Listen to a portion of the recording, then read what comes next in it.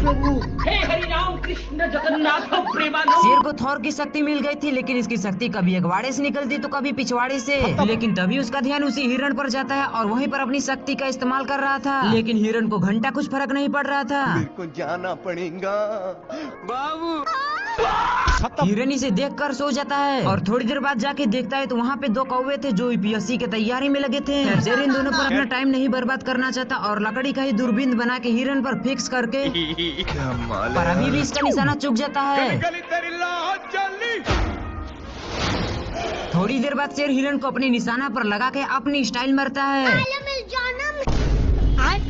लेकिन इसका निशाना तो अभी भी चुकता है, जिससे ऊपर से पत्थर आने लगा और मैं आसमान की ऊंचाइयों में आ गई माल आ गया। शेर हिरण को अपना भोजन बनाने आता है, लेकिन तभी सभी हिरण को कोई गायब कर देता है और इसे कुछ समझ ही नहीं आ रहा था कि तभी इसकी नजर दूर जाती है और कोई स्पाइडरमैन के जैसा हिरण सबको बचा रहा था। मिस्टेक हो गया।